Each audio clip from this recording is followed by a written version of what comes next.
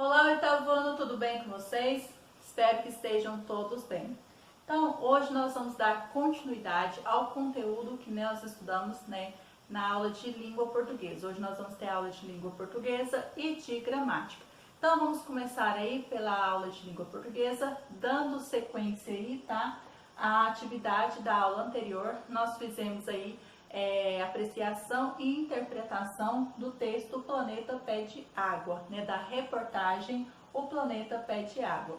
E qualquer dúvida sobre o gênero textual, você volte na aula anterior, tá? Assista as videoaulas, o vídeo complementar também, para caso haja alguma dúvida, tá? E hoje nós vamos fazer os exercícios relacionados a linguagem aí, tá? Então eu já vou fazer a leitura e explicação dos exercícios na página 50. Então, exercício número 1. Reflita sobre a expressão pedir água que integra o título da reportagem.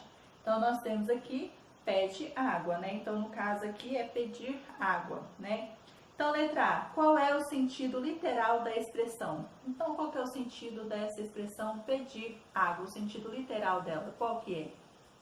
Letra B. Você conhece o significado da expressão popular pedir água? Explico. Essa expressão, ela não é tão conhecida aqui na nossa região aqui, tá? Às vezes você já pode ter ouvido falar ela, mas ela não é tão comum, do nosso dia a dia, nem dos mais antigos aqui da cidade. Mas, caso você haja alguma dúvida, você pode estar pesquisando para entender o que significa essa expressão, popular, ou pode aguardar aí a correção dos exercícios. Exercício número 2. O que você esperava encontrar em uma reportagem com esse título? Então, o que você esperava encontrar dentro dessa reportagem aí, Após você ler esse título aqui, o que você esperava encontrar aí dentro dela? Aí você vai dizer aí, tá bom? Exercício número 3. Observe o trecho a seguir e reflita.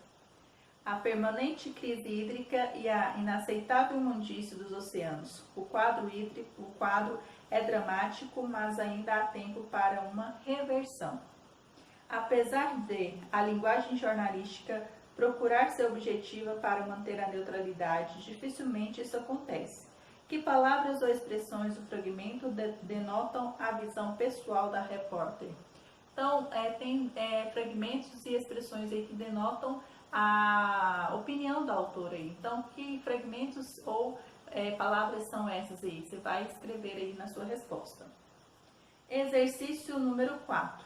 Releia o fragmento a seguir. Como a água é fundamentalmente gratuita, considerada um bem inalienável, o desperdício é a regra. Então, letra A. Qual é a ideia da palavra como no fragmento? Copie no caderno a resposta correta. Então, você vai responder e caso haja espaço, você marca um X ou circule a alternativa correta aí, tá bom? Se você já está respondendo aí as suas atividades, o que optou para responder no caderno, então deixe aí respondendo no caderno. Então, você vai marcar aí o quê?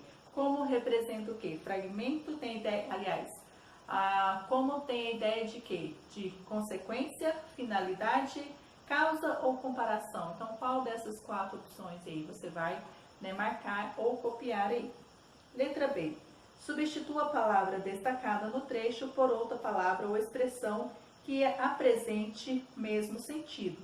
Então, você vai procurar palavras ou expressões que têm o mesmo sentido que a expressão ou a palavra como aí, tá bom? Exercício número 5. Releia atentamente o trecho a seguir. Então, nós temos aqui, na China, a indústria utiliza 10 vezes mais água por unidade de produção do que a média dos países ricos. Numa outra ponta, 2/3 do montante usado na irrigação são extraídos na marra, sem pagamento algum dos aquíferos subterrâneos. Então, nós temos aí, letra A, qual é o sujeito a que se refere o verbo utilizar? Então, nós temos aqui, na China, a indústria utiliza 10 vezes mais água por unidade de produção do que a média dos países ricos. Então, qual é o sujeito aí? O verbo utilizar, ou seja, utiliza, nesse trecho aí. Qual sujeito se refere aí? Tá? Aí você vai dizer qual é esse sujeito. Letra B. Qual é o sentido da expressão numa outra ponta? destacada no parágrafo. Então, nós temos aqui numa outra ponta, 2/3 do montante. Então, o que quer dizer aí essa expressão numa outra ponta? Letra C. O emprego dessa expressão permite ao leitor identificar o termo que está na outra ponta. Por quê? Então, esse numa outra ponta, o leitor consegue identificar o que quer dizer numa outra ponta? E aí você vai dizer por quê. Se sim, dizer por quê, se não, dizer por quê. D. Mesmo não estando explícito, é possível deduzir qual é esse termo? Escreva no caderno a palavra do fragmento que o indica.